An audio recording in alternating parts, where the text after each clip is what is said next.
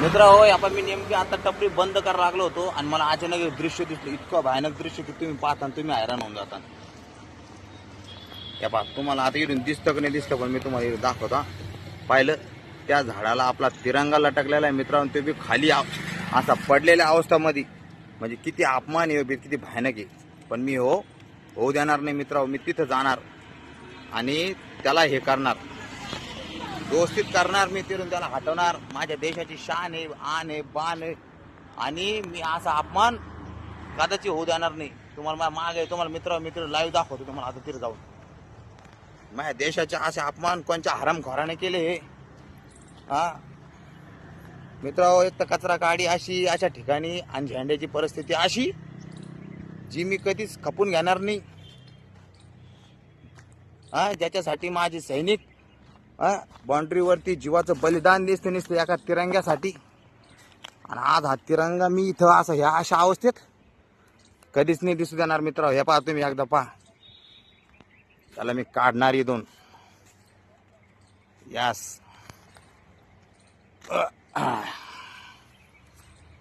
काढला पहा मित्र. मी आता मी याला व्यवस्थित आहे ना माझ्या टपरीमध्ये ठेवणार. याची घडी घालून मित्र तुम्हाला एक मेसेज आहे मित्र, असा संदेश आहे. या आपल्या देशाची शान आहे, आन आहे, बाण आहे.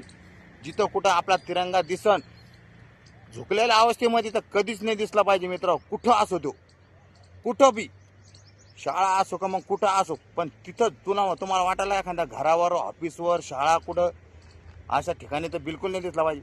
पण झुकलेल्या अवस्थेत दिसन तर मित्र तिथं जा, आक्रोश करा. तिथं तुमचा अधिकार आहे बोलाचा. त्या मास्तरला, त्या साहेब लोक जे कोणी असेल तिथं झेंडा आपला असा सरळ आणि एकदम फडकणारा दिसला पाहिजे. असा नाही. मी आता घेऊन व्यवस्थित ठेवून देतो घडी घालून आपल्या टपरीमध्ये. आपल्या देशाचे ही आणबाण शान आहे.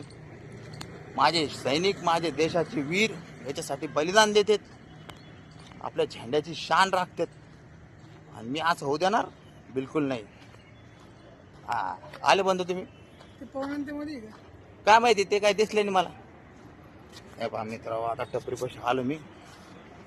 आता टपरी खोलतो मी आणि टपरीमध्ये ठेवून देतो पहा. व्यवस्थित इकडे तिकडे पडू देणार नाही मित्र. मी माझ्या देशाची शान आहे ती.